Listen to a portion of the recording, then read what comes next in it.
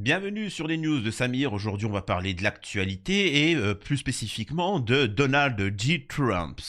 En effet, nous avons pu voir qu'à Mar-a-Lago, une des résidences de Donald Trump, nous avons vu là-bas Mark Zuckerberg, hein, le responsable chef de Meta, de Facebook et tutti quanti. Euh, alors, pourquoi c'est important et pourquoi ça fait la une aux États-Unis? C'est en fait tout simplement parce que Trump avait promis que cet individu finirait derrière les barreaux, que Mark Zuckerberg finirait derrière les barreaux. Alors, il ne dit pas ça comme ça, hein. C'est parce qu'il y a réellement, il pourrait être interné pour avoir pas respecté la loi. Hein, la loi américaine, etc. Il faut savoir que ces puissants, ces milliardaires se sentent au-dessus des lois.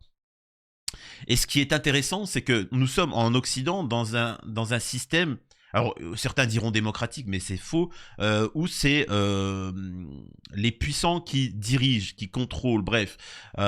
Et quand tu as un homme puissant d'une nation qui t'explique, un peu comme Poutine, c'est pas l'argent qui fait une nation, c'est le peuple, c'est la population, c'est un peuple, c'est le sang, tu vois. Et quand ces gens-là désignent un chef, il n'y a pas d'argent, il n'y a pas d'économie, il n'y a pas tout ça. Le peuple veut quelque chose, je suis le responsable du peuple et on va agir. C'est ce qu'a fait Poutine et c'est ce qu'aimerait faire Donald Trump. Donc voilà, bref. On va parler justement du pressing que fait Donald Trump concernant l'immigration et les retours qu'il y a de la part le Mexique et par le Canada. Nous avons, et c'est là où c'est vous dire la folie, on a le responsable de l'État de New York, alors j'ai lu vaguement, donc je vais découvrir ça en même temps que vous, qui demande à faire sécession. C'est-à-dire que il demande à que les États-Unis, il n'y ait plus 50 États, etc. En fait, il faut couper. Voilà.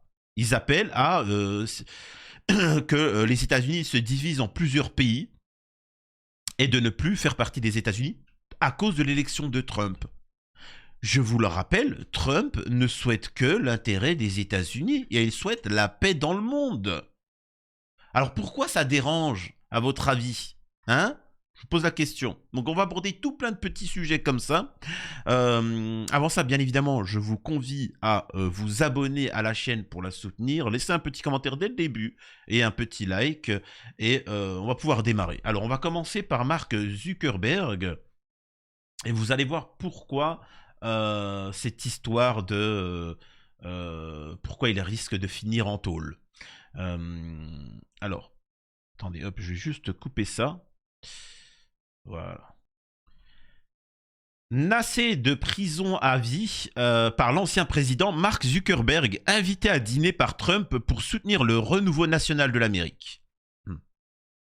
Le futur président américain Trump a reçu le patron de Meta dans sa résidence à Mar-a-Lago, une rencontre qui scelle une relation qui n'aura pas toujours été facile entre les deux hommes. Mark Zuckerberg a rencontré Donald Trump. Alors ça, c'est des articles français, hein. Il faut bien comprendre qu'aux États-Unis, ils sont pas du tout dans le même délire, hein. Ils disent que c'est le dernier atout de Mark Zuckerberg qui part négocier avec Trump pour pas finir en tôle, hein. C'est vraiment son dernier recours et qui promet de faire des gages pour pas, voilà, bref, pour pas finir en tôle, on va dire ça comme ça.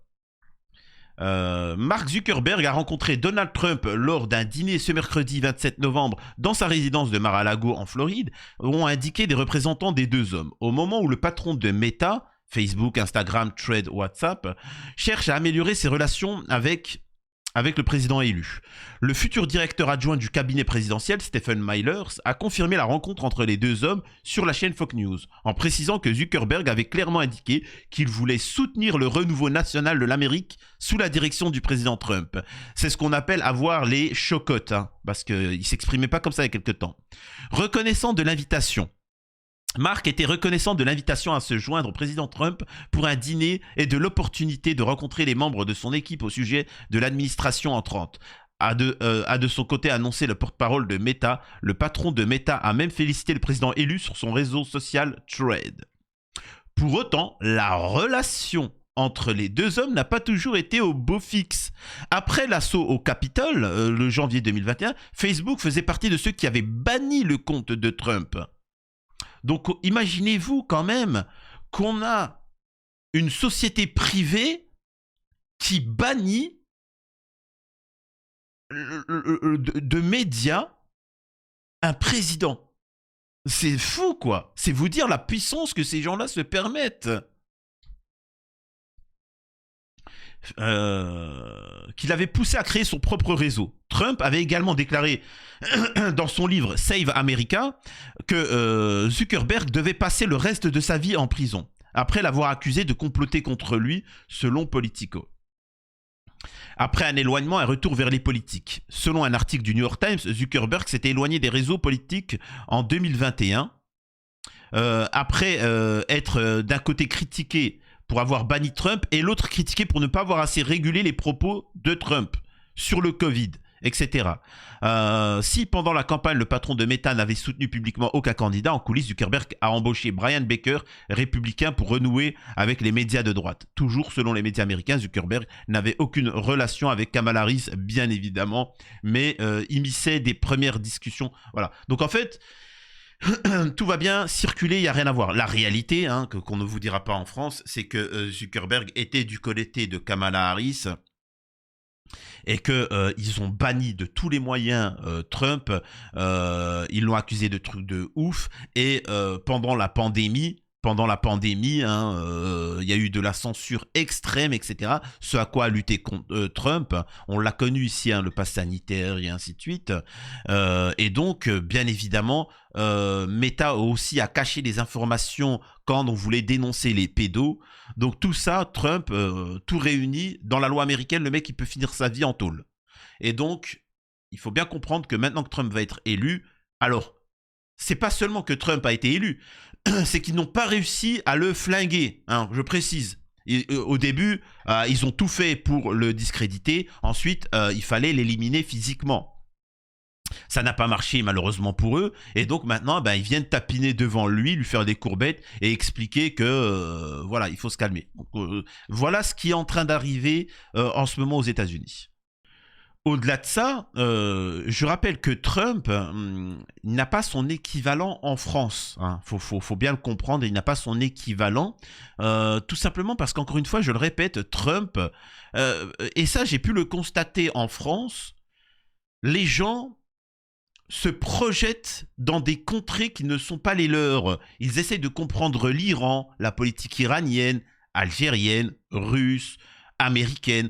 Et c'est compliqué, vraiment, pour le français de droite comme de gauche, c'est très compliqué pour lui de comprendre le paradigme américain.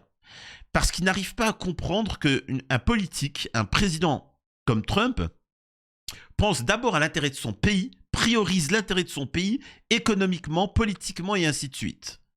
Et il n'arrive pas à comprendre, tu vois. Le droitard est soumis à un Israël. Le gauchiste est soumis au wokisme. Tu vois. Immigration, on accueille toute la misère du monde. Pourquoi on le ferait? Mais parce que... Tu vois. Et le droitard, il se soumet à Israël. Donc en fait, il n'y a personne qui pense à l'intérêt de la France. Alors que par exemple, on pourrait dire, à l'heure actuelle... On n'a pas besoin de l'immigration. En France, on n'a plus besoin de l'immigration, en tout cas de masse. Zéro immigration. Par exemple, on pourrait dire ça. T'as des gens qui vont te dire, oui, mais tu sais, les pauvres, je m'en balèque. Je m'en fous, tu vois. Ils se démerdent, ils vont dans leur pays, ils le développent comme en France, tu vois. Hein, c'est tout.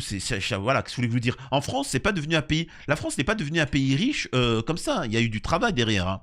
Il y a eu du travail. Donc, je vous invite à faire la même chose. Tout simplement. Donc, également, il faut arrêter de se plaindre. Trump a confirmé qu'il allait imposer des droits de douane très élevés. Quels sont les pays concernés et quel montant? Dans un tweet, Trump a annoncé la mise en place d'une taxe de 25% sur tous les produits importés du Canada et du Mexique. Une mesure punitive et politique plus que commerciale. Cette taxe restera en vigueur jusqu'à que les drogues, en particulier le fentanyl, et tous les immigrants illégaux arrêtent cette invasion de notre pays, a-t-il défendu. Et ça, c'est-à-dire que on ne peut pas... C'est-à-dire que Trump n'impose pas une politique aux autres. C'est un petit peu la politique algérienne d'ailleurs. Il n'impose pas, mais il t'explique que si tu fais ça, moi tu fais pas de business avec moi. C'est-à-dire qu'il ne menace pas d'envahir le Canada, ni le Mexique. Il vous dit juste, dans votre pays, il y a de la délinquance, nous, il y a ces lois-là, et bien à partir de maintenant, si vous ne réglez pas votre problème chez vous, eh ben nous, on va vous taxer de 25% en plus dans tous vos produits. Et ça va vous faire mal. Et au bout d'un moment, vous allez comprendre qu'il faut agir. En France, par exemple, on a décidé de s'attaquer en France à la Russie et à l'Algérie. Hein, vous pouvez voir, hein, en France, c'est que ça, hein, gauche-droite. Hein. Algérie, Russie, Algérie, Russie, Algérie, Russie. Et le français, il prend cher, tu vois. Il déguste. Donc, il y a un moment, il va falloir décider. Soit on décide de penser aux intérêts français et on arrête de vouloir chercher des noises aux Russes et aux Algériens, soit on continue à penser à Israël et puis on se sacrifie, on se saigne. C'est vous qui voyez. Bon, malheureusement, la population est bien contrôlée grâce à une opposition contrôlée. Et que tous les immigrants illégaux arrêtent cette invasion dans notre pays. Un coup dur au Mexique. Côté mexicain, c'est un coup très dur. Le marché américain représente 80% des débouchés pour le Mexique. La question des migrants d'Amérique latine est un problème complexe. La construction du mur aux frontières n'a pas suffi à arrêter le flux, mais pour Trump, taxer est presque un plaisir. Côté canadien, les Américains apportent surtout de l'énergie.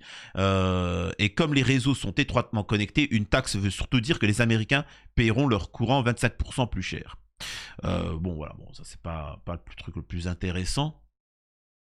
Directement, Trudeau, le Premier ministre canadien, a eu une bonne discussion lundi soir concernant le commerce et la sécurité aux frontières avec les États-Unis. Immédiatement, le Canada freine sur l'immigration et réduit le quota de résidents permanents. Vous voyez comme quoi que ça... Quand on veut, on peut. Hein. Quand on veut, on peut. Suite à la menace de Trump d'augmenter les taxes frontalières avec le Mexique de 20%, la présidente mexicaine Claudia Sheinbaum a déclaré que les caravanes migratoires n'arriveront plus à la frontière américano-mexicaine. C'est simple. C'est-à-dire il faut un peu de sévérité, quoi. Et même si ça peut vous paraître anecdotique, mais je vous assure que c'est là où on voit que Trump est quelqu'un du peuple. Donald Trump donnera à la presse de la Maison-Blanche l'accès aux podcasteurs et aux youtubeurs avant les médias traditionnels en deuxième partie. Alors, pourquoi il fait ça?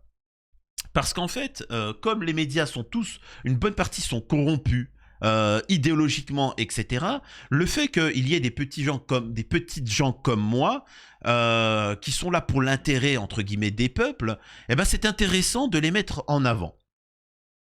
Ça, c'est une chose. Ce qui permet de comprendre pourquoi, par exemple, vous avez pu voir que, par exemple, la droite, par exemple, vous regardez les droitards, ils donnent de la force à quels médias? Aux médias qui sont d'accord avec eux, Valeurs Actuelles, les journaux, ils se soutiennent. Et là, la gauche, ils soutiennent, qui mettent en avant qui? Par exemple, vous avez pu voir Rima Hassan aller vers quels médias? Est-ce qu'elle s'est exprimée dans des médias anti-sionistes? Non. Parce que ça serait donner de la visibilité à. Elle est partie donner à des gens comme Samzira. Posez-vous les bonnes questions. Et là, c'est du même niveau Trump. Trump, en faisant ça, il donne de la force aux gens du peuple. Vous voyez ce que je veux dire? Il donne de la force aux gens du peuple. Donc c'est un moyen de contrer le système. La sénatrice de l'État de New York, Liz Kruger, appelle désormais l'État à retenir ses 360 milliards de dollars de recettes fiscales, à faire sécession des États-Unis et à rejoindre le Canada pour échapper à la présidence de Trump. Elle veut que les États voisins se joignent à son plan. New York, le Connecticut, le Massachusetts et le Vermont fusionneraient pour former une nouvelle grande province sous le nom de province du sud-est du Canada. En gros, tous les habitants de ces États sont des démocrates progressistes. Nous nous intégrerions assez bien à la philosophie politique d'au moins la plupart des élus canadiens. Et c'est là où tu te dis, ce sont des déglingués. Ce sont des tarés. Franchement, il n'y a pas d'autre pensée derrière. Donc on voit bien que ces gens-là, c'est-à-dire que peut-être pour vous c'est gentil, peut-être pour vous c'est... comment vous dire ça? Ça paraît anodin, on rigole.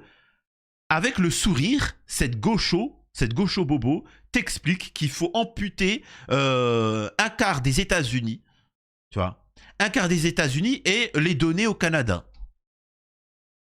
Ça, on appelle ça de la haute trahison. On appelle ça de la haute trahison. Hein. Normalement, ça va en tôle. Hein. Je vous le dis tout de suite. Pourquoi? Qu'est-ce que Trump a fait de méchant? Il est à peine arrivé. Il a fait en sorte d'arrêter la situation en Ukraine. Il sait très bien que quand il va être élu, la situation en Ukraine, ça va se calmer. Le Liban, à Israël, ils se sont calmés, etc. C'est le seul président où il n'y a jamais eu de R de son mandat. Donc je vous pose la question. Qu'est-ce qui fait peur à ces gens-là? Il a dit qu'il allait arrêter tous les pédos. Enfin, je sais pas, Enfin, à moins d'être soi-même un pédo et d'être... Alors, il y a aussi une affaire où on a des hauts placés du gouvernement Biden qui touchaient de l'argent, un pourcentage de l'argent qui était donné à l'Ukraine. Donc, encore une fois, corruption et ainsi de suite, quoi. L'équipe de Trump a proposé de suspendre toutes les livraisons d'armes américaines à l'Ukraine si celle-ci n'entame pas des négociations de paix. Donc, vous voyez, hein, ça va se calmer très vite cette histoire avec Trump. Donc, c'est ça. C'est juste ça. Il n'y a rien de plus à analyser. Hein. En finalité, Trump lutte contre l'influence médiatique. Parce qu'en France, on ne comprend pas encore ces histoires d'opposition contrôlée, et ainsi de suite, etc. On est encore tous manipulés. Donc, il lutte contre les médias mainstream, tu vois, et l'opposition contrôlée. Il veut lutter contre les réseaux pédos. Il veut apporter la paix. Et surtout, économiquement, il veut réindustrialiser, ce qu'on ne fait pas en France, et imposer gentiment à certains pays, c'est ce qu'on appelle la diplomatie. Hein.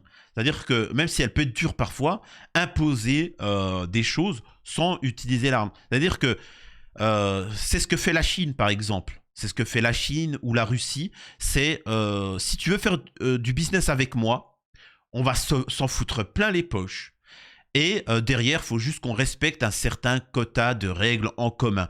Tu as ton idéologie, j'ai mon idéologie, mais qu'on peut se mettre d'accord sur certaines choses, tu vois. Et c'est tout, tu vois. C'est simple. Aux États-Unis, maintenant, c'est ce qui est en train d'être mis en place et on va voir ce que ça va donner. En tout cas, dites-moi ce que vous en avez pensé et à la prochaine sur les news de Samir.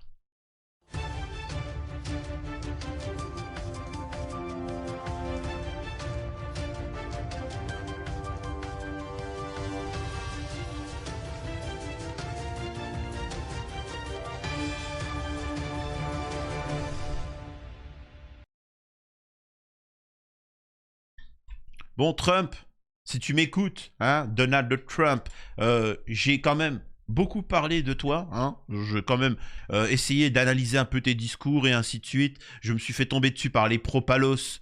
Ah oui, c'est ça que je voulais dire. En France, en Occident, en France surtout, on n'arrive pas à comprendre que les gens... Là, j'aurais dû mettre ça dans la vidéo, un truc, pas dans un truc secondaire.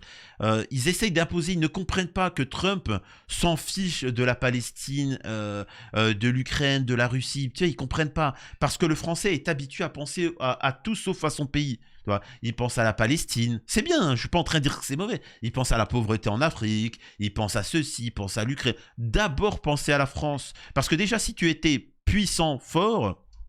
bah, tu pourrais aider les autres. Et le problème, c'est que plus tu es affaibli, moins tu peux aider les autres. Donc, en final, arrête de regarder ailleurs, occupe-toi de tes problèmes et tu pourras aider les autres, tu vois. Commence pas à faire le chevalier servant et au final, tu ne sers strictement à rien. Donc, voilà, c'est aussi simple que ça. Allez, à la prochaine.